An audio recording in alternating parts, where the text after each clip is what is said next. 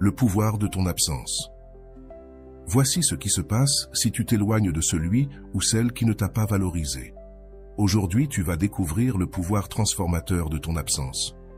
Que se passe-t-il quand tu décides de t'éloigner de quelqu'un qui ne t'a jamais valorisé?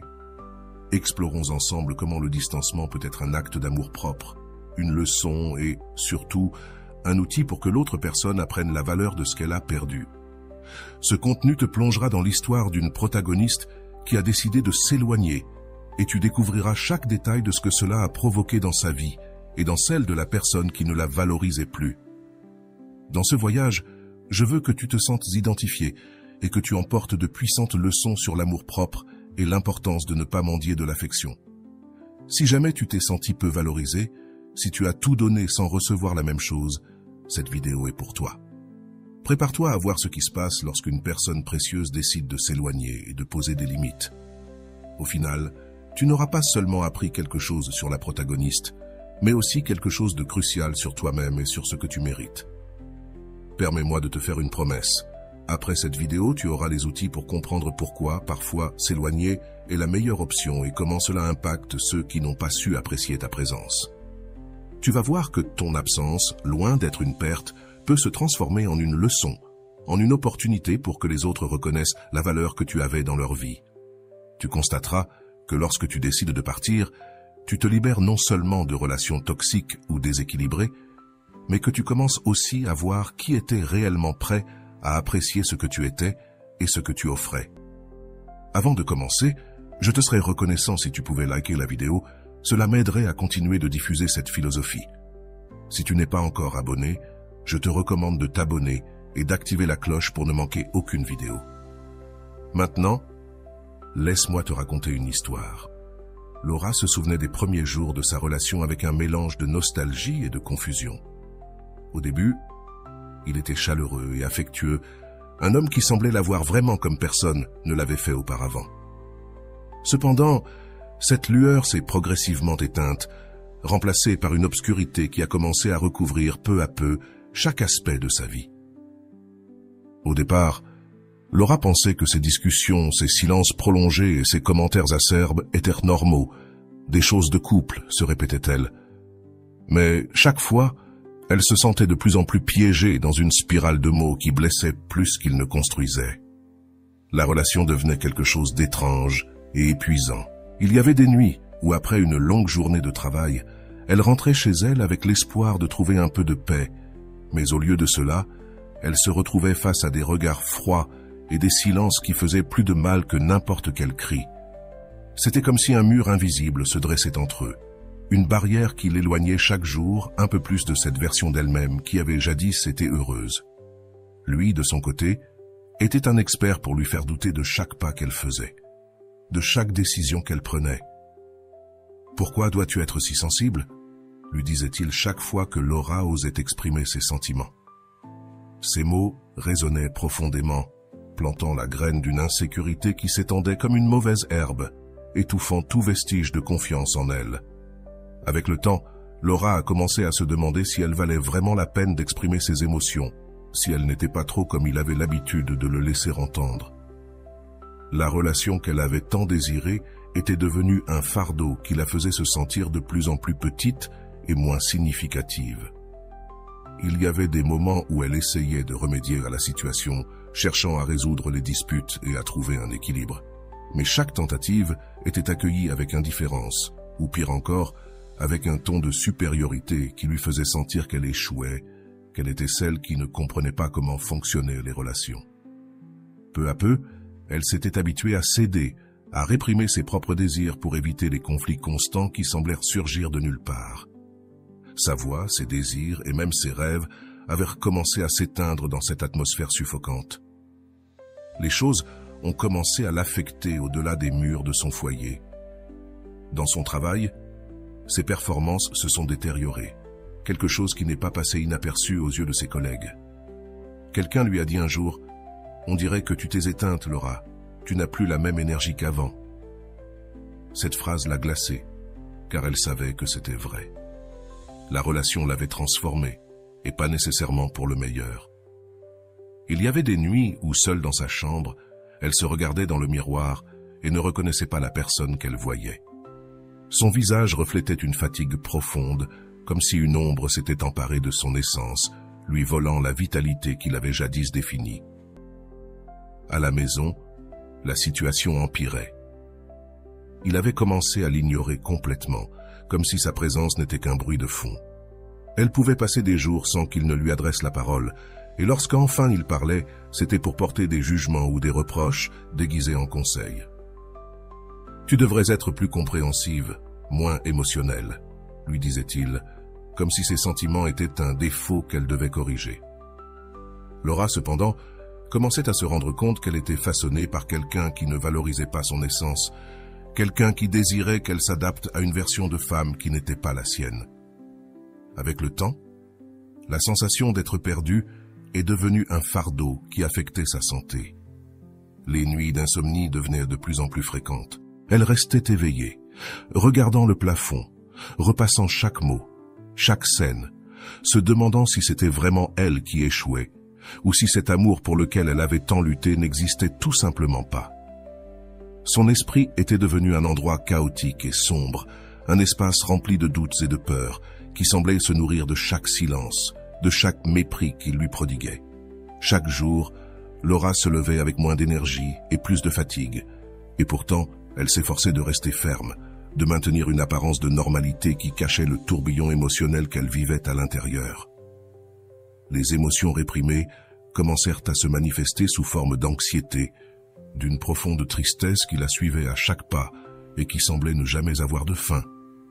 Elle en était arrivée au point d'éviter de sortir avec des amis ou des membres de sa famille, pour ne pas avoir à donner d'explications sur son état, sur la relation qui, sans s'en rendre compte, l'avait isolée de tout ce qu'elle aimait. Un après-midi, alors qu'ils partageaient un dîner en silence, Laura osa demander s'il l'aimait encore. Lui, sans même lever les yeux, répondit avec une froideur qui la laissa sans voix. « Ça dépend de ce que tu entends par amour. » À ce moment-là, elle sentit quelque chose en elle se briser, comme si ces mots avaient couronné ce qu'il restait de son espoir. La froideur de sa réponse était la confirmation de ce qu'elle avait craint pendant si longtemps. Il n'était pas prêt à donner ce dont elle avait besoin. Au fil des jours, Laura se rendit compte qu'elle était piégée dans un cycle de dévalorisation qui l'avait complètement consumée. Il semblait apprécier sa position de pouvoir émotionnel, sachant qu'elle revenait toujours, qu'elle tentait toujours de réparer ce qu'il détruisait avec ses mots et son indifférence. Mais bien qu'elle essayât de se convaincre que son amour suffirait pour deux, au fond d'elle, elle savait que ce n'était pas suffisant. Elle sentait que son essence s'effondrait, que sa lumière intérieure s'éteignait lentement dans une relation qui, loin de la nourrir, la vidait complètement. La tempête émotionnelle que vivait Laura devenait de plus en plus intense. Les disputes qui étaient autrefois sporadiques faisaient désormais partie de son quotidien, avec des reproches constants et des accusations qui la faisaient se sentir coupable, comme si elle était la cause de tous les problèmes.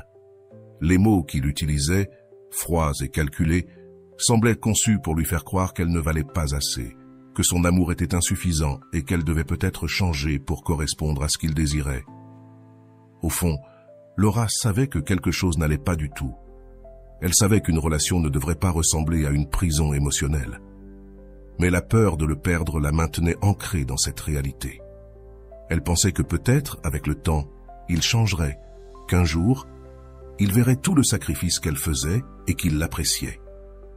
Cependant, chaque jour qui passait, cet espoir s'affaiblissait un peu plus, et le poids de la souffrance devenait de plus en plus insupportable. Laura ne perdait pas seulement sa sécurité, elle perdait sa paix, sa joie et même sa capacité à rêver. Chaque fois qu'elle tentait d'imaginer un avenir ensemble, elle ne voyait plus la même chose. Une vie où sa propre voix n'aurait pas sa place, où ses désirs seraient toujours en second plan. Laura savait qu'elle ne pouvait pas continuer ainsi, mais elle ne voulait pas non plus abandonner sans avoir tout essayé. Elle croyait que si elle faisait vraiment des efforts, si elle trouvait les mots justes et les actions adéquates, peut-être qu'il verrait ce qu'il perdait. Alors un jour, elle décida de lui préparer un dîner spécial. Après le travail, elle alla au marché et choisit soigneusement les ingrédients pour son plat préféré, se rappelant les fois où il avait mentionné combien il appréciait cette recette. Elle passa des heures à cuisiner, prenant soin de chaque détail. Elle mit la table avec des fleurs fraîches, alluma des bougies et mit de la musique douce, créant une ambiance qu'elle espérait propice à une conversation sincère. Quand il arriva, Laura l'accueillit avec un sourire nerveux mais plein d'espoir.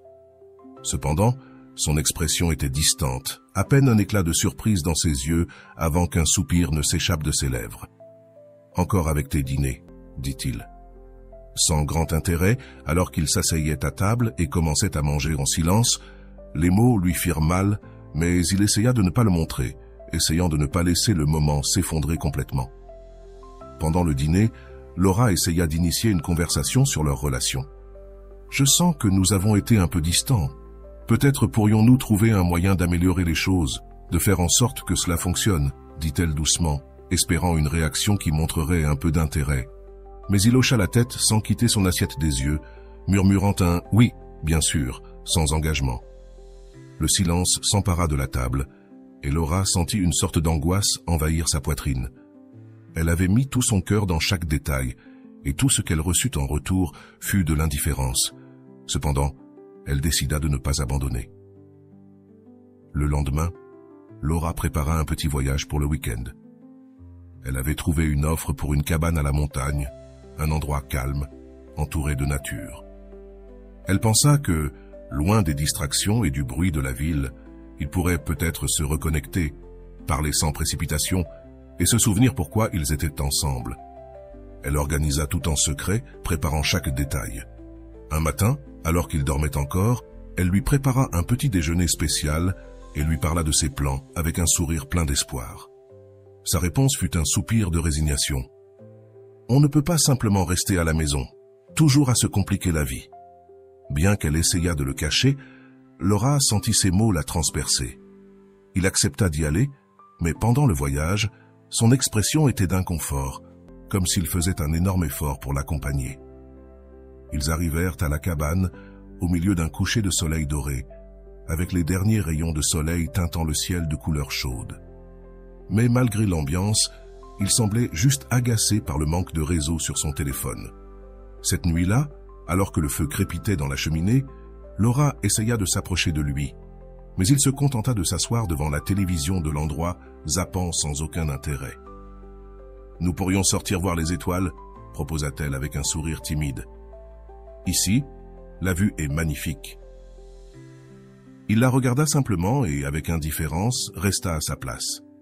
Le froid de cette nuit semblait ne pas venir de l'extérieur, mais de la distance entre eux, une distance qui se sentait de plus en plus insurmontable. Malgré la déception, Laura ne se découragea pas.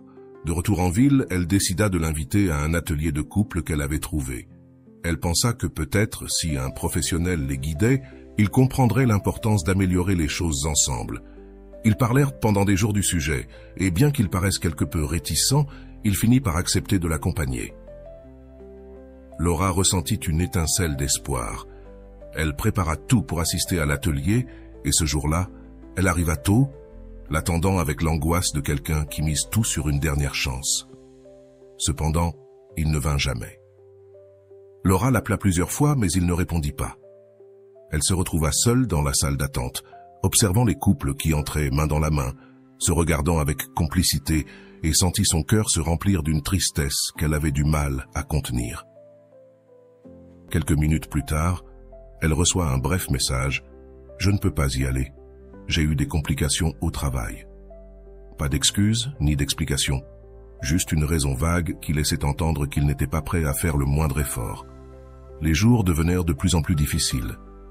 Un jour, Laura décida de lui écrire une lettre. Elle passa des heures devant le papier, ouvrant son cœur et exprimant chaque émotion qu'elle avait en elle. La lettre était pleine d'amour, mais aussi de supplications et de questions qui nécessitaient des réponses. C'était une tentative désespérée de comprendre pourquoi il ne la valorisait pas. Lorsqu'elle lui remit finalement la lettre, il la mit dans sa poche et dit qu'il la lirait quand il aurait le temps. Ce fut la dernière fois que Laura tenta d'exprimer ses sentiments de manière si ouverte, mais les tentatives ne s'arrêtèrent pas. Une autre nuit, après une dispute qui l'avait laissé épuisé et les yeux pleins de larmes, Laura décida de lui préparer une surprise.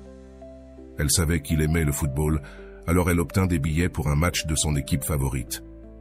Elle pensa que partager quelque chose qu'il appréciait pourrait les rapprocher. Elle arriva excitée avec les billets en main, espérant voir une lueur de gratitude dans ses yeux, mais sa réponse fut froide. « Tu aurais pu me demander si je voulais y aller. » Ce commentaire fut comme une dague dans le cœur de Laura. Elle ne pouvait pas comprendre pourquoi, peu importe combien elle s'efforçait, il trouvait toujours une raison de rejeter ses tentatives. Malgré tous ses efforts, elle sentait que chaque tentative de sauver la relation l'éloignait davantage d'elle-même, de la femme forte qu'elle avait autrefois été. Des jours passaient à réfléchir à de nouvelles façons de raviver ce qu'ils avaient perdu, mais encore et encore, leurs tentatives se heurtaient à la même barrière d'indifférence. Il y avait des jours où la solitude était si intense que le poids sur sa poitrine devenait insupportable. Un jour, elle décida de préparer un album avec des photos et des souvenirs des moments heureux qu'ils avaient repartagés, pensant que peut-être, en voyant ces instants capturés, il se souviendrait de ce qui les avait unis. Elle lui remit cet album un après-midi pluvieux avec un sourire qui essayait de dissimuler la peur d'une nouvelle déception. Il le prit avec désinvolture, à peine en train de regarder les premières pages avant de le laisser de côté. « Je ne vois pas le sens de cela », lui dit Laura sans le regarder dans les yeux. Chaque mot était un rappel que ses efforts étaient vains. Laura commença à se demander si c'était elle qui se trompait, si elle demandait trop.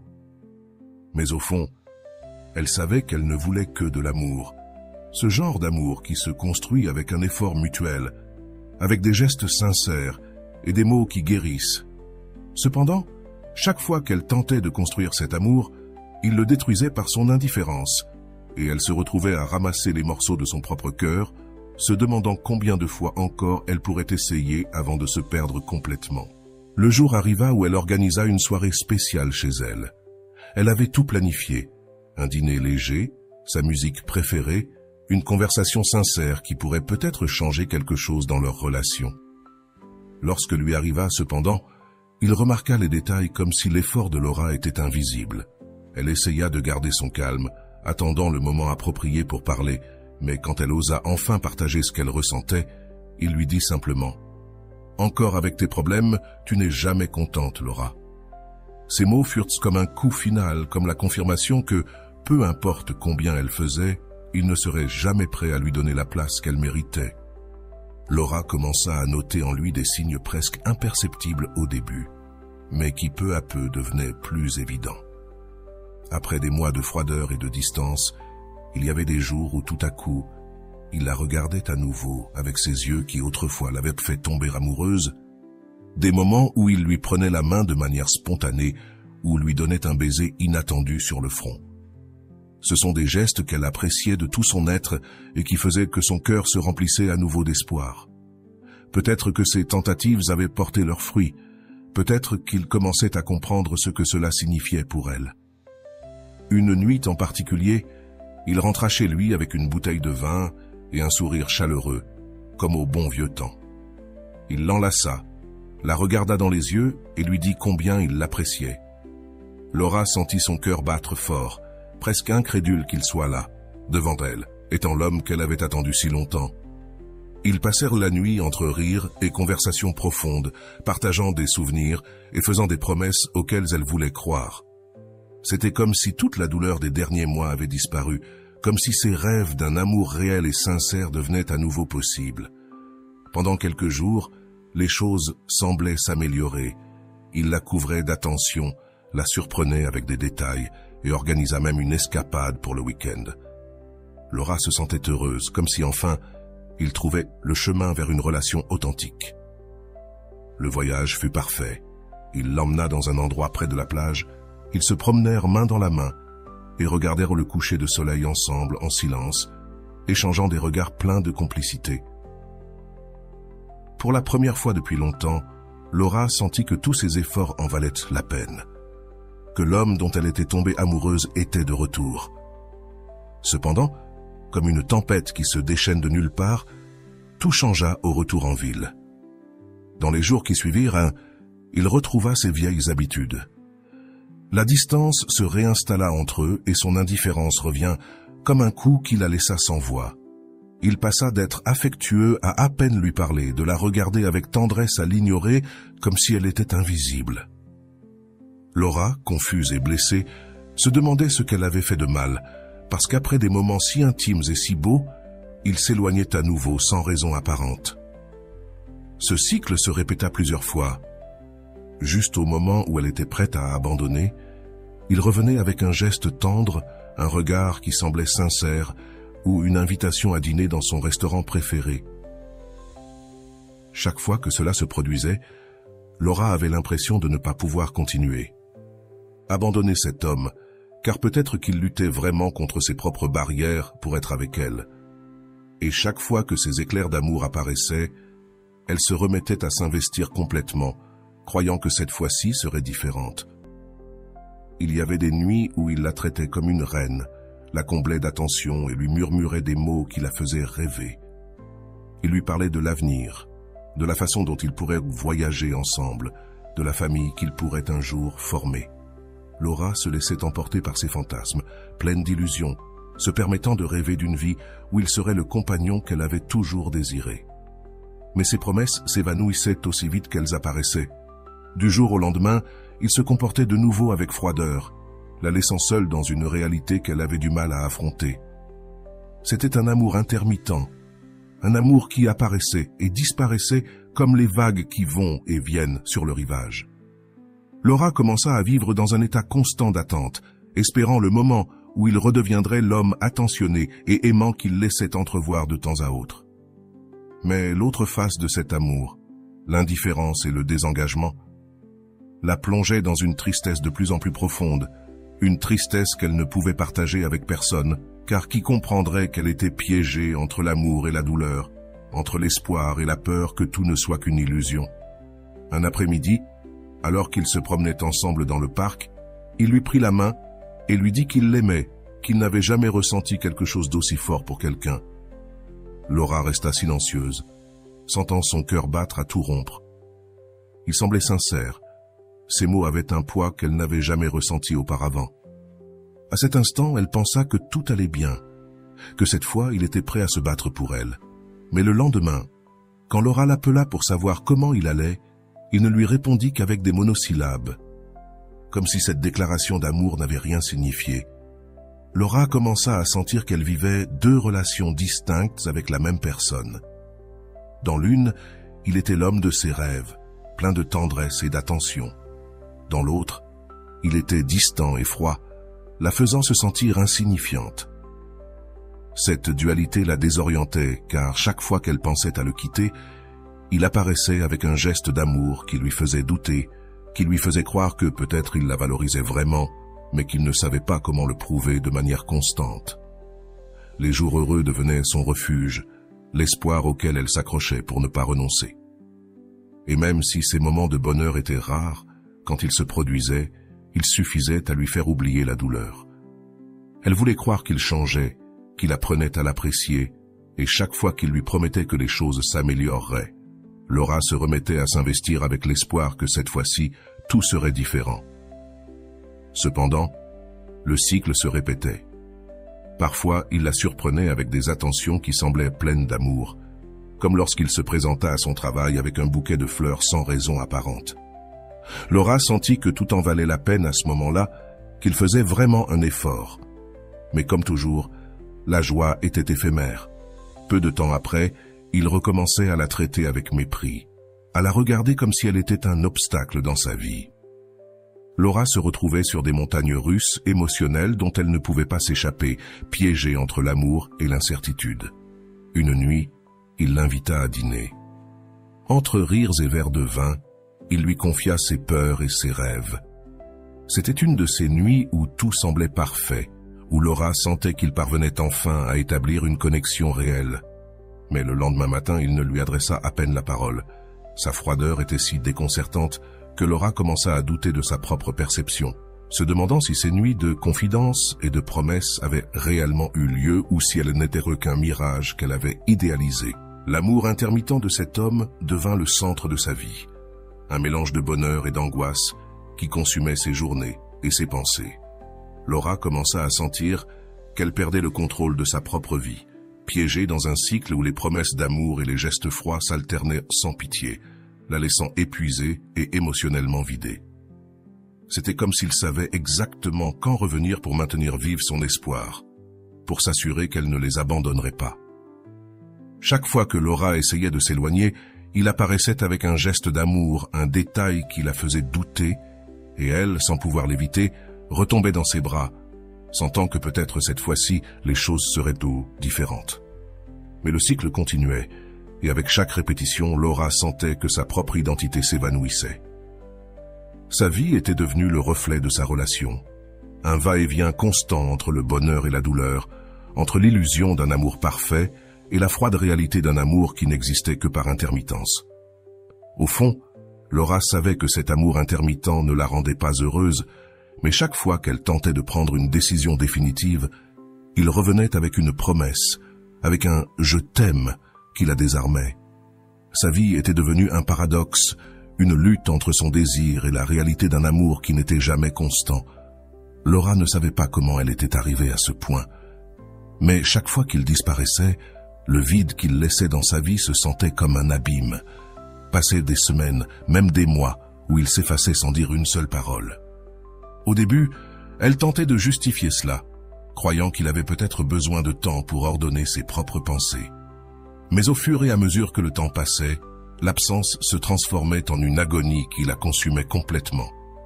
Elle ne pouvait s'empêcher de consulter son téléphone, espérant un appel ou un message qui ne venait jamais. Et chaque fois que l'écran restait silencieux, elle avait l'impression qu'une partie d'elle se brisait un peu plus.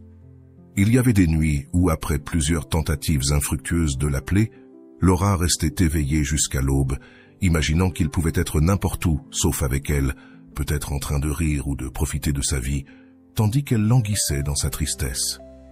Elle en était arrivée à un point où elle commençait à laisser des messages vocaux, essayant de sembler décontractée, dans l'espoir qu'en les écoutant, ils ressentent quelque chose, n'importe quoi, qui le ramène.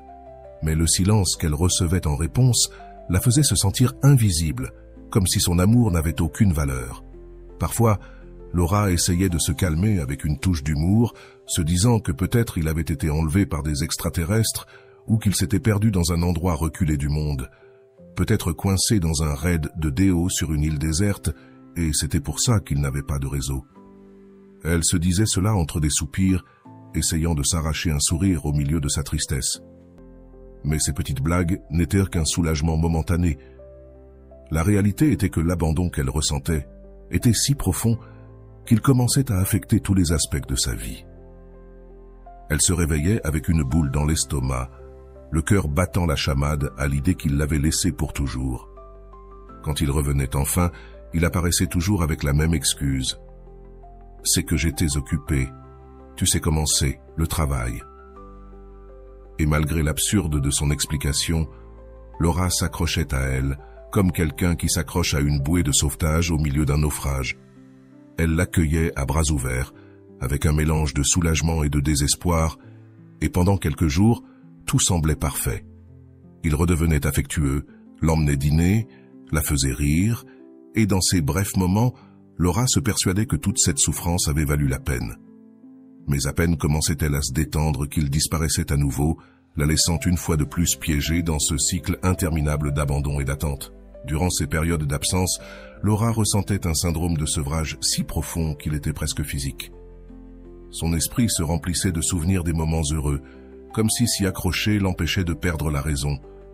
Chaque recoin de sa maison lui rappelait quelque chose de lui. Chaque chanson à la radio semblait lui parler de son absence, et chaque couple qu'elle voyait dans la rue lui provoquait une douleur aiguë. Dans sa désespérance, elle commença à l'appeler plusieurs fois par jour, lui laissant des messages allant de la supplication à la colère, en passant par l'humour sarcastique, dans une tentative de faire face à la douleur, espérant que cette fois, il répondrait « Si tu n'es pas sur Mars avec Elon Musk ?» disait-elle en plaisantant, essayant de rendre l'absence plus supportable.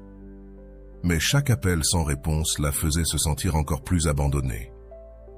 Un jour, elle en arriva à parcourir les lieux qu'ils avaient l'habitude de visiter ensemble, comme si le simple fait d'y être pouvait le faire apparaître soudainement. Elle marchait seule dans les cafés, les parcs et les coins de la ville, se sentant comme un fantôme dans sa propre vie, poursuivant des ombres qui la conduisaient toujours au même endroit. La même phrase se répétait sans cesse dans sa tête. Elle devait être forte, elle ne pouvait pas permettre que sa vie tourne autour de quelqu'un d'aussi inconstant. Mais quand il revenait, sa résolution s'effondrait. Il suffisait d'un appel de sa part pour que toute cette souffrance soit reléguée, et pour qu'elle se remette à s'investir avec l'espoir que cette fois, il resterait. La douleur de l'attente commençait à se refléter sur son apparence. Ses amis remarquaient qu'elle avait perdu du poids, que ses yeux étaient éteints et que son rire n'était plus qu'un écho de ce qu'il avait été. « Tu es comme un zombie », lui dit une amie en plaisantant, mais Laura savait qu'il y avait une part de vérité dans ces mots. Elle se sentait épuisée, comme si chaque absence lui volait un peu de vie, laissant à sa place une version d'elle-même qu'elle ne reconnaissait plus. Un jour, désespérée de comprendre ce qui se passait, Laura décida de consulter une thérapeute. « C'est comme s'il était une drogue pour moi, comme si je ne pouvais pas vivre sans ces brefs moments de bonheur », confia-t-elle. La thérapeute lui confia, les larmes aux yeux, que sa relation était basée sur le renforcement intermittent, un cycle de récompense et de punition qui faisait que chaque moment heureux semblait plus précieux précisément parce qu'il était rare. Laura comprit ce qu'elle disait, mais elle ne pouvait s'empêcher de se sentir piégée dans ce cycle, incapable de le rompre complètement. Il y avait des jours où elle essayait de se convaincre qu'elle pourrait être heureuse sans lui, qu'elle devait se concentrer sur elle-même et sur la récupération de sa vie. Mais alors, comme s'il pouvait lire dans ses pensées, il réapparaissait avec un message plein de promesses, un étrange breuvage qui ravivait tous ses espoirs. Laura savait qu'elle tombait dans son jeu, mais son amour pour lui était si profond qu'elle ne pouvait l'éviter. Et ainsi, une fois de plus, elle le pardonnait, l'accueillait à bras ouverts et se plongeait dans cet amour par intermittence, dans cette addiction qui lui faisait plus de mal que de bien. Une nuit, après des semaines sans nouvelles de lui, Laura décida d'aller le chercher, le cœur battant et l'espoir brisé. Elle se rendit à son appartement et frappa à la porte avec insistance. Il n'y eut pas de réponse. Elle descendit les escaliers, espérant le trouver dans un café voisin. Mais elle ne le vit nulle part. Finalement, elle s'assit sur un banc dans le parc et commença à pleurer en silence, mêlant colère et tristesse. Au milieu de ses larmes, elle essaya de rire d'elle-même, disant à voix basse « Qu'est-ce que c'est, un feuilleton ?» Mais l'humour ne dura que quelques secondes avant que les larmes ne recommencent à couler. Chaque fois qu'il disparaissait, elle retombait dans le fond, plongée dans une tristesse qui semblait sans fin. Sa vie était devenue une série de cycles qui se répétaient sans cesse. L'attente, le désespoir, le retour, et puis l'abandon. Dans chacun de ces cycles, Laura sentait qu'une partie de son âme restait piégée dans les moments de silence, dans les nuits blanches et dans les messages sans réponse. Au milieu de sa souffrance et des cycles interminables d'abandon, Laura comptait sur l'amitié d'Andrés, un ami de toujours qui, sans le savoir, était devenu l'un de ses piliers les plus importants. Andrés était un homme chaleureux, de ceux qui ont toujours un sourire et une parole d'encouragement. Ils étaient amis depuis des années, partageant des confidences et des moments de complicité. Et au milieu de la tempête que vivait Laura, il était devenu son refuge, quelqu'un qui l'écoutait sans la juger et qui l'accompagnait dans ses pires moments. Chaque fois que Laura tombait dans l'abîme de l'absence de son partenaire, Andrés était là pour la soutenir, presque comme s'il devinait qu'elle avait besoin d'aide. Quand il la voyait abattue, il trouvait toujours une excuse pour l'inviter dans son café préféré, où il s'asseyait pour discuter pendant des heures. Lors de ces rencontres, Andrés parvenait à lui faire esquisser un sourire, à lui raconter une anecdote amusante ou à lui montrer les photos de son dernier voyage. Il savait qu'il ne pouvait pas faire disparaître sa douleur, mais par sa présence, il lui offrait l'espace pour respirer et se rappeler qu'il existait encore des moments de calme et des personnes qui la valorisaient réellement. Au fil des mois, Andrés observait avec inquiétude comment Laura se consumait dans cette relation intermittente qui lui faisait tant de mal. C'était douloureux pour lui de voir comment elle se donnait à un homme qui la laissait vide, tandis que lui, en silence, abritait un amour sincère pour elle, un amour qui avait grandi avec le temps, mais qu'il n'avait jamais exprimé. Chaque fois que Laura parlait avec espoir des moments heureux avec son partenaire, Andrés ressentait l'envie de lui dire combien il l'aimait, de lui avouer qu'il ne la laisserait jamais seule et qu'il était prêt à lui donner l'amour constant et sincère qu'elle méritait. Cependant, à ces moments-là, Laura ne voyait en Andrés qu'un ami cher, quelqu'un en qui elle pouvait avoir confiance, sans se douter de l'amour qu'il gardait en lui. Quand elle pleurait sur son épaule, parlant de la façon dont son partenaire la faisait se sentir invisible, Andrés l'écoutait avec patience, caressant son dos avec tendresse, cachant la tristesse et l'impuissance qu'il ressentait dans ses gestes d'affection. Dans chaque mot de réconfort, Andrés essayait de lui montrer l'amour qu'il avait pour elle, espérant en silence qu'un jour, elle se rende compte de ce qu'il ressentait vraiment. Dans l'une des nombreuses occasions où Laura alla chercher du réconfort, Andrés l'accueillit avec une tasse de thé chaud et un câlin. « Pourquoi reviens-tu toujours avec le cœur brisé ?» lui demanda-t-il doucement, d'un ton où l'on pouvait deviner la douleur que lui causait de la voir ainsi. Laura, sans se rendre compte du fond de cette question, soupira et sourit tristement. « Je crois que je suis idiote, Andrés. J'attends encore quelque chose qui ne se produira peut-être jamais. » Il serra les lèvres, essayant de ne pas montrer la frustration qu'il ressentait en entendant ces mots, et au lieu de cela, il l'embrassa plus fort, comme si ce geste pouvait soulager au moins un peu la douleur qui l'assaillait. Au fil des semaines, Andrés devient le confident de toutes les pensées et sentiments de Laura. Elle lui racontait chaque détail de sa relation, de la façon dont son partenaire la faisait se sentir comme une reine, juste pour l'abandonner sans explication. Andrés écoutait avec un mélange de tristesse et de résignation, voyant comment elle s'enfonçait dans une relation qui l'épuisait, tandis qu'il, en silence, souhaitait qu'un jour elle puisse le voir de la même manière, avec la même brillance dans les yeux qu'elle avait en parlant de quelqu'un qui ne lui apportait que de la douleur. Il y avait des jours où, après avoir passé des heures à l'écouter et à se consoler, il savait que Laura était aveuglée par un amour irrationnel, presque obsessionnel. Et bien qu'il veuille l'aider à voir la réalité, il ne trouvait pas comment le faire sans qu'elle le rejette ou ne s'éloigne de lui. Son amour pour elle était si profond qu'il était prêt à attendre d'être à ses côtés sans rien attendre en retour, car la seule chose qu'il désirait réellement, c'était qu'elle soit heureuse, même dans les bras d'un autre. Un après-midi, au cours d'une de leurs conversations, Laura éclata en larmes et confia à Andrés qu'elle avait l'impression de perdre le contrôle de sa vie. « Je ne comprends pas ce qui m'arrive, Andrés. Je sais que cette relation me détruit, mais je ne peux pas le quitter. C'est comme si j'étais piégé dans une sorte de folie, » lui dit-elle en pleurant, cachant son visage dans ses mains. Andrés la regarda avec une tendresse déchirante, conscient d'être le seul à pouvoir voir la situation avec clarté, tandis qu'elle restait piégée dans un sentiment qui la consumait. À ce moment-là, Andrés prit son courage à deux mains et prit doucement ses mains. « Laura, tu mérites quelque chose de mieux. Tu mérites un amour qui te fasse te sentir en sécurité, qui ne te fasse pas douter de ta valeur chaque fois qu'il disparaît, » lui dit-il d'une voix basse, sans oser en dire plus, craignant que toute déclaration explicite de son amour puisse l'éloigner. Laura, sans percevoir la profondeur de ses mots, lui sourit tristement et le remercia d'être toujours là, sans se rendre compte que dans ce remerciement se cachait le plus grand mépris pour quelqu'un qui, en silence, l'aimait sincèrement. La dynamique entre eux devient de plus en plus complexe. Andrés était conscient que son amour pour Laura était comme un poids qu'il portait en silence, un amour qui ne serait jamais réciproque, car elle ne voyait en lui qu'un ami. Et bien que cela lui causât une profonde douleur, il ne pouvait abandonner l'espoir qu'un jour, elle ouvrirait les yeux et verrait l'amour inconditionnel qu'il lui offrait. Pendant ce temps, Laura continuait à vivre sa relation tumultueuse, de plus en plus enfoncée dans un abîme d'incertitude et de tristesse, incapable de voir que le vrai bonheur se trouvait auprès de quelqu'un qui avait toujours été à ses côtés. Il y eut un moment particulièrement difficile où son partenaire avait de nouveau disparu pendant des semaines.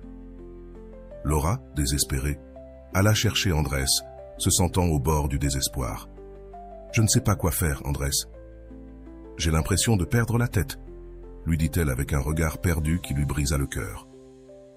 Andrés la prit dans ses bras, essayant de lui transmettre la sécurité dont elle avait besoin, et dans cette étreinte, il sentit que son amour pour elle était si fort qu'il pouvait supporter n'importe quoi, même son indifférence à ses propres sentiments. « Laura, je suis là pour toi.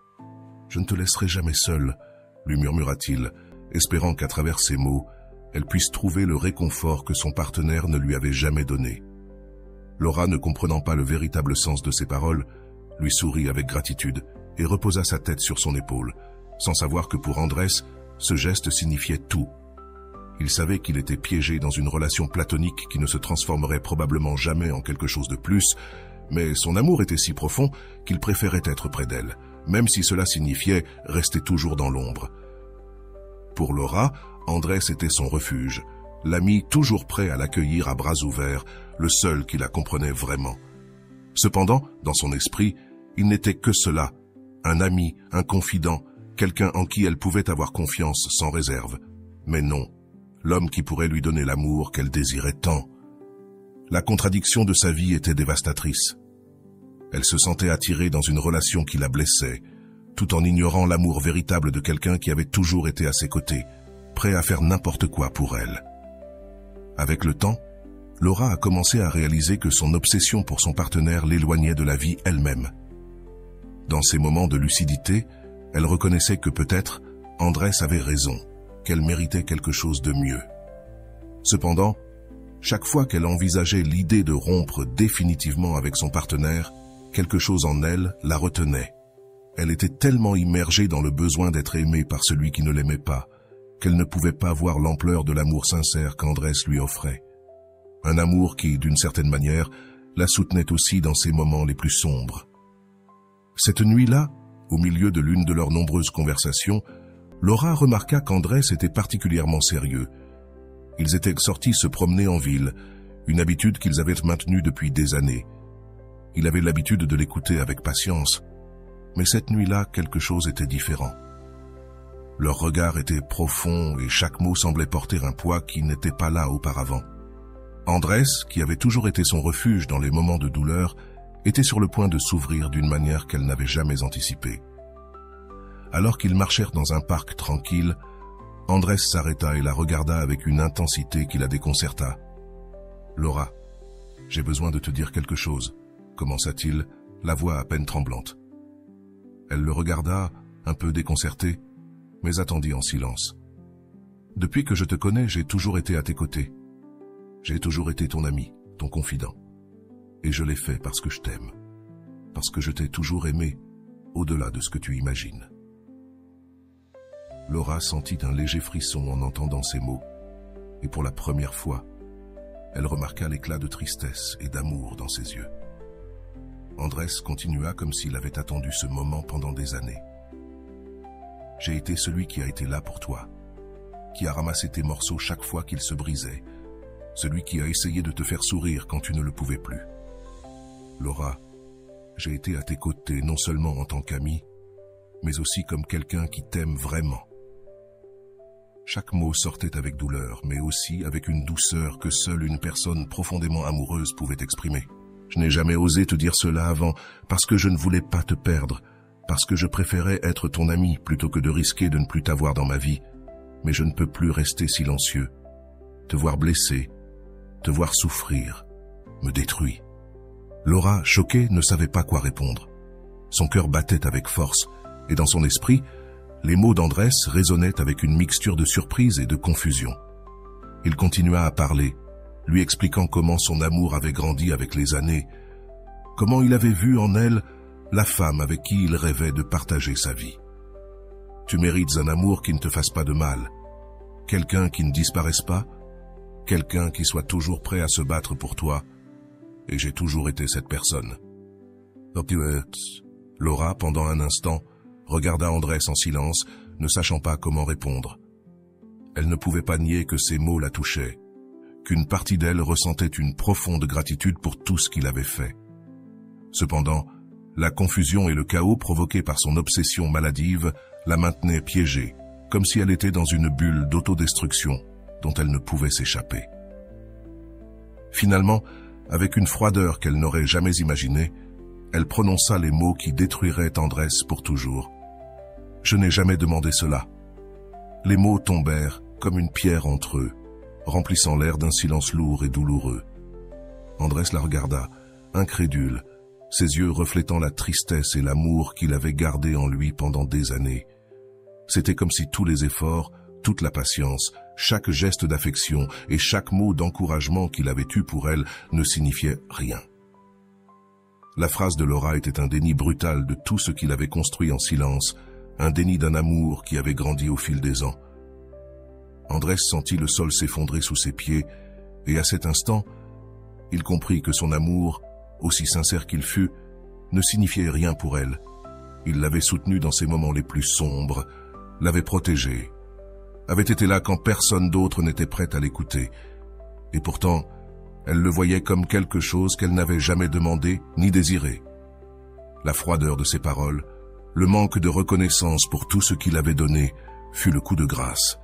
Sans rien dire, Andrés hocha lentement la tête, essayant de contenir les larmes qui menaçaient de jaillir. Imaginant ce moment de mille manières, elle ne pensa jamais que cela se terminerait ainsi. Avec une voix brisée, à peine audible, elle lui dit « Tu as raison, Laura, tu ne me l'as jamais demandé, mais je l'ai fait parce que je t'aime. Et si cela ne signifie rien pour toi, alors je n'ai plus de raison de rester. » Andrés se retourna et commença à marcher dans la direction opposée, s'éloignant d'elle et de tout ce qu'il avait rêvé à ses côtés. Laura le regarda s'éloigner et, bien qu'une partie d'elle ait ressenti l'impulsion de le retenir, elle ne le fit pas. Son esprit était pris dans le chaos de leur relation, dans le besoin d'être aimée par quelqu'un qui ne lui apportait que de la douleur, et elle ne pouvait pas voir ce qu'elle venait de perdre. Cette nuit-là, Laura resta seule, regardant le vide qu'Andrés avait laissé dans sa vie. Pendant les jours suivants, elle tenta de continuer comme si rien ne s'était passé, mais quelque chose en elle avait changé. Le silence d'Andrés était un rappel constant des mots qu'elle lui avait dits, de la manière dont elle avait méprisé l'amour sincère de quelqu'un qui avait toujours été prêt à tout lui donner. Chaque jour qui passait, son absence devenait plus douloureuse, comme une blessure qui ne cessait de saigner. Ce fut alors qu'elle commença à réaliser l'ampleur de son erreur. Andrés n'avait pas seulement été un ami, il avait été la seule personne qu'il aimait vraiment, sans condition ni excuse. Elle se souvint de chaque geste, de chaque mot d'encouragement, de chaque moment où il avait été à ses côtés, tandis qu'elle s'effondrait à cause d'un amour qui ne la méritait pas. Elle se rappela des après-midi où il l'écoutait sans dire un mot, des jours où il la faisait rire malgré sa tristesse, des étreintes qui lui apportèrent la paix qu'elle n'avait jamais trouvée dans les bras de personne d'autre. Au milieu de cette réflexion, Laura sentit le poids de ses propres décisions, de la manière dont elle avait poursuivi quelqu'un qui ne lui donnait que des miettes, tout en rejetant la seule personne qui lui avait donné son amour sans rien attendre en retour. Elle comprit que son obsession avait été une sorte de folie, un jeu cruel qui l'avait éloignée de la seule personne qui la valorisait réellement. La perte d'Andrés laissa un vide si profond dans la vie de Laura qu'elle comprit, pour la première fois, l'ampleur de ses propres décisions. Elle ressentait un poids sur la poitrine, un mélange de regrets et de désillusion en réalisant qu'elle avait consacré des années de sa vie à quelqu'un qui ne lui donnait que des miettes, tout en rejetant l'amour sincère et désintéressé de quelqu'un qui avait toujours été à ses côtés. Elle se souvenait du dernier regard d'Andrés, de la tristesse dans ses yeux, et sentait qu'elle avait commis la pire erreur de sa vie en le laissant partir. Pendant des jours, Laura sombra dans un silence absolu. Elle ne voulait parler à personne et encore moins entendre la voix de celui qui avait été son partenaire.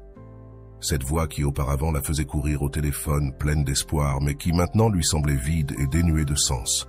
Dans son esprit, les mots d'Andrés résonnaient encore et encore, lui rappelant qu'elle méritait quelque chose de mieux, qu'elle avait droit à un amour qui ne la fasse pas douter de sa propre valeur. Et pour la première fois, cette pensée la remplit d'une force inattendue, d'une clarté qui la poussa à agir. Laura commença à effacer les photos qu'elle avait de son partenaire sur les réseaux sociaux, supprimant chaque image qui la liait à un passé de douleur et de dépendance. Elle désactiva les notifications de ses messages, décida de ne plus repasser par les endroits où il travaillait ou qu'il fréquentait, et élimina tout vestige de leur relation qui pourrait lui rappeler l'amour maladif auquel elle s'était accrochée. Elle savait que cette décision lui ferait mal au début, que ce serait difficile de lâcher cette nécessité qui l'avait tenue enchaînée si longtemps. Cependant, chaque action, chaque pas qu'elle faisait pour se libérer de lui, la faisait se sentir plus légère. Comme si, avec chaque souvenir effacé, elle récupérait une partie d'elle-même.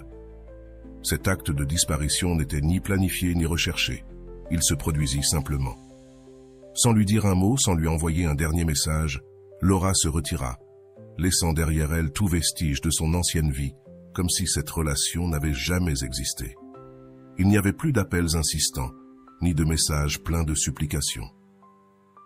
Pour la première fois en des années, Laura se permit de garder le silence, de fermer cette porte sans avoir besoin d'explications ni d'adieu. Au fur et à mesure que les jours passaient, Laura sentit une paix étrange mais réconfortante commencer à s'installer dans sa vie. Elle se consacra à elle-même, à retrouver les rêves qu'elle avait laissés de côté, à se reconnecter avec ses amis qu'elle avait négligés à cause de sa relation toxique. Elle recommença à lire, à sortir se promener sans but, à profiter des petites choses qui auparavant lui semblaient insignifiantes. Dans ce silence, dans cette absence qu'elle avait choisie pour elle-même, elle a commencé à redécouvrir la femme forte et pleine de vie qu'elle avait été autrefois. Cependant, son partenaire n'a pas tardé à remarquer le changement. Au début, il a été surpris par le silence de Laura, intrigué de ne pas être recherché, de ne pas être contacté comme elle le faisait habituellement chaque fois qu'il s'éloignait. Au fil des jours, il a commencé à vérifier ses réseaux sociaux et à remarquer que les photos d'eux avaient disparu, qu'il n'y avait plus de publications mentionnant leur relation. En réalisant que Laura était réellement partie, il a ressenti une étrange gêne, un vide qui le contraignait à penser à elle plus qu'il ne voulait l'admettre. L'absence de Laura, loin d'être un soulagement, est devenue une ombre qui le poursuivait constamment. Il se rappelait les moments où elle le cherchait avec insistance. Comme toujours, elle était prête à le pardonner et à lui donner une autre chance, peu importe combien de fois il la décevait. Maintenant, cette constante n'était plus là, et pour la première fois, il a ressenti le poids de ce que signifiait vraiment la perdre. Il avait l'impression que sa vie, autrefois tranquille et sûre, commençait à vaciller face à la possibilité que Laura ne revienne pas. Après des semaines sans nouvelles d'elle, le vide est devenu insoutenable. Il a décidé de la chercher, convaincu que cette fois serait différente, qu'il lui prouverait qu'il avait changé, qu'il comprenait maintenant la valeur qu'elle avait dans sa vie. À chaque tentative de la contacter, chaque appel sans réponse, son désespoir grandissait, car Laura n'était plus la femme qui attendait anxieusement son retour. C'était lui qui aspirait à une opportunité, une réponse qui lui permettrait de retrouver ce qu'il avait perdu. Au milieu de son repentir, il se souvenait de tous les moments où elle avait été à ses côtés, attendant un amour qu'il ne lui avait jamais donné. Maintenant, il comprenait la douleur qu'il lui avait causée et se rendit compte qu'il l'avait prise pour acquise, qu'il avait joué avec son amour sans se soucier des conséquences. Dans son esprit, le poids de ses erreurs devenait insupportable et, pour la première fois, il comprenait ce que signifiait manquer quelqu'un qui était vraiment parti. La douleur de la perte d'Andrés restait présente dans la vie de Laura comme une ombre persistante. Bien qu'elle ait réussi à retrouver un peu de paix en se libérant de la relation toxique avec son ex-partenaire, l'absence de son ami, de cet amour sincère qu'elle avait rejeté, lui rappelait les conséquences de ses propres décisions. Elle ressentait un ressentiment latent envers son ex-partenaire, qu'elle blâmait dans son cœur pour l'avoir aveuglé, pour lui avoir fait perdre quelque chose d'aussi précieux. Mais cette fois, Laura ne comptait pas faire marche arrière. Elle savait que retourner à ce passé serait se trahir elle-même et perpétuer le cycle de douleur et de dépendance. À chaque message qu'il lui envoyait, chaque tentative de contact, Laura devenait plus hermétique, plus déterminée à protéger sa paix. Elle avait trop souffert de désillusion et n'était plus prête à ouvrir la porte à quelqu'un qui l'avait tant blessée. Elle ignorait les appels, supprimait les messages sans même les lire et renforçait sa résolution de couper tous les liens avec cette relation qui ne lui avait apporté que souffrance. Cependant, son ex-partenaire n'acceptait pas son silence, comme si l'absence de Laura avait réveillé en lui une désespérance incontrôlable.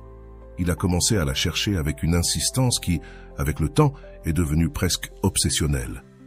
Ce qui avait été auparavant indifférence et détachement s'est transformé en une insistance maladive.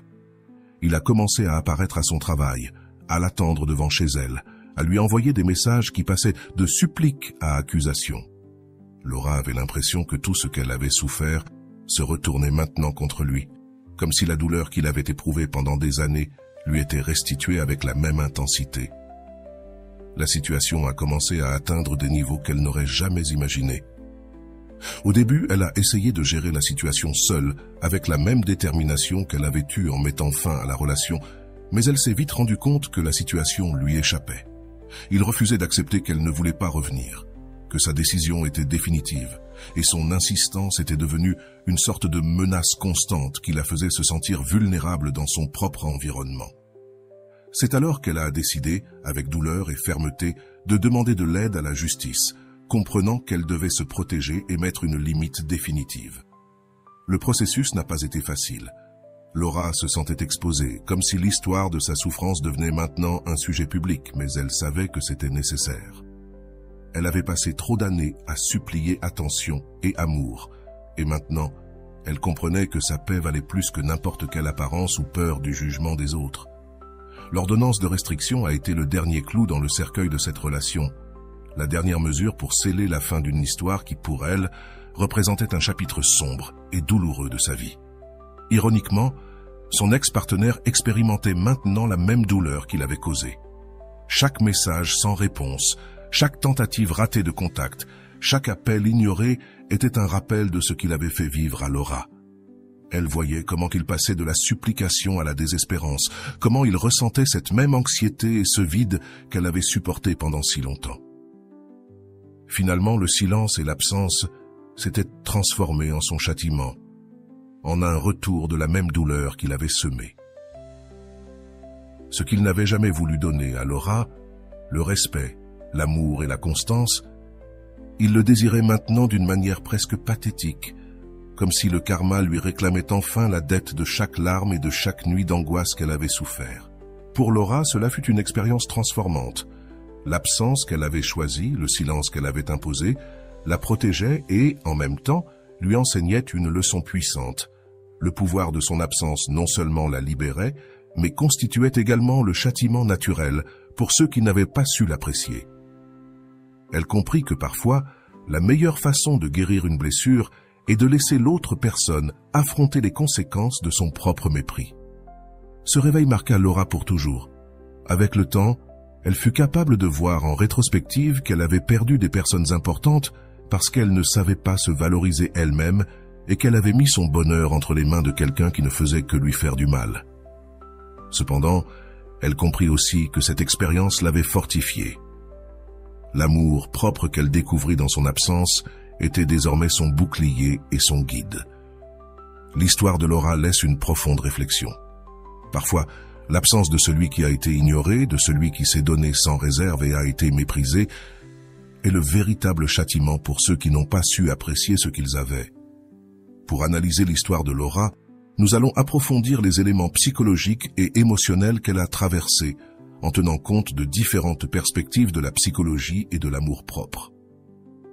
Cette analyse sera guidée par des citations et des réflexions de divers psychologues et experts, dont Rolando, pour souligner comment son expérience d'absence et d'autodécouverte est une preuve puissante de l'effet transformateur de l'amour-propre et de la justice émotionnelle.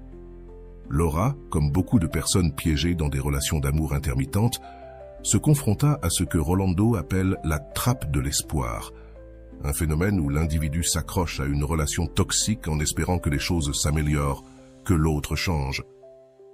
Cette espérance prolongée, dit Goycochea, est comme une corde qui attache l'individu à sa propre souffrance, lui faisant croire que son bonheur dépend de quelqu'un d'autre.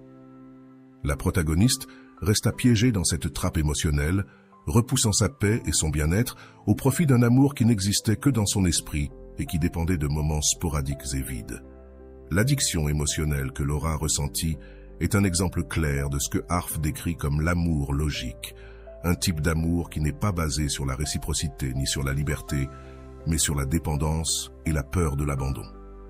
Aref expliquait que l'amour véritable est une expression de liberté, un acte de générosité dans lequel les deux parties peuvent être elles-mêmes sans crainte. Cependant, Laura vivait piégée dans un amour intermittent, une relation qui renforçait son sentiment d'insuffisance et d'insécurité. Ce type de relation est dévastateur car il perpétue l'idée que nous ne méritons l'amour qu'en petite dose, une mentalité qui, comme le souligne Rolando, érode l'amour-propre et pousse l'individu à accepter moins que ce qu'il mérite vraiment. L'apparition d'Andrés dans la vie de Laura représenta une opportunité de redécouvrir la valeur de l'amour sincère et constant, un amour basé sur la réciprocité et le respect. Cependant, en rejetant l'amour d'Andrés, Laura montra un aspect commun dans les relations toxiques. L'incapacité de valoriser l'affection authentique lorsque nous sommes émotionnellement captifs de quelqu'un qui nous blesse. Comme le mentionne Goicoechea, l'amour sain est souvent confondu avec l'ennui lorsque nous sommes conditionnés au haut et au bas d'une relation toxique. Une déclaration qui reflète la difficulté de Laura à accepter un amour réel, tout en étant immergée dans son obsession pour quelqu'un qui ne l'appréciait pas. Au fur et à mesure que l'histoire avance et que Laura perd Andrés, elle expérimente une révélation douloureuse. Le véritable amour est constant et non intermittent. Cette révélation, bien que douloureuse, lui permet finalement de couper les liens avec son ex-partenaire et de découvrir le pouvoir de son absence. Le silence de Laura et son retrait définitif éveillent chez son ex-partenaire la réalisation du dommage qu'il lui a causé.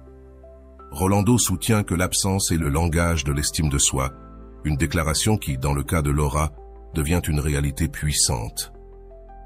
En disparaissant de la vie de son ex-partenaire, en cessant de chercher des réponses chez quelqu'un qui ne faisait que la blesser, Laura récupère sa dignité et, avec elle, un amour-propre qu'elle avait été contrainte de réprimer pendant des années. Enfin, le karma émotionnel, tel qu'il est expérimenté par son ex-partenaire, est une manifestation du cycle de la justice émotionnelle. Selon Goicoechea, ceux qui ne valorisent pas les personnes qui les aiment, tôt ou tard, feront face à l'absence de ces personnes comme une leçon. Dans ce cas, l'expérience de Laura nous montre que le pouvoir de l'absence n'est pas seulement un acte de libération, mais aussi une manière de rendre la leçon à ceux qui n'ont pas su apprécier ce qu'ils avaient. En décidant de rompre les liens et de fermer la porte à son passé, Laura établit une limite, ce qui est essentiel pour clore un cycle et avancer. Le parcours de Laura laisse une réflexion profonde sur le pouvoir transformateur de l'amour-propre et de la justice émotionnelle. En d'autres termes, comme le dit Rolando, parfois le véritable acte d'amour n'est pas de rester ni d'insister, mais de s'en aller en silence, laissant celui qui ne vous a pas valu vivre la vraie leçon, le vide de votre absence. Pour le public, cette histoire invite à réfléchir sur l'importance de reconnaître sa propre valeur et de ne pas accepter moins que ce que l'on mérite vraiment dans une relation. Pour conclure cette analyse, je voudrais vous inviter à réfléchir à ce que cette histoire vous a laissé. Vous êtes-vous déjà retrouvé dans une situation similaire? Quels sentiments ont résonné en vous à travers le parcours de Laura et son apprentissage? Partagez vos pensées dans les commentaires, car chaque histoire a le pouvoir d'enrichir et de guérir les autres. Et voilà. J'espère que vous avez trouvé beaucoup de valeur dans cette vidéo. Merci d'être resté jusqu'à la fin de cette vidéo. J'adore quand vous faites ça. Si vous en voulez plus, vous pouvez écrire en commentaire « J'en veux encore plus ». J'espère vous revoir dans une autre vidéo.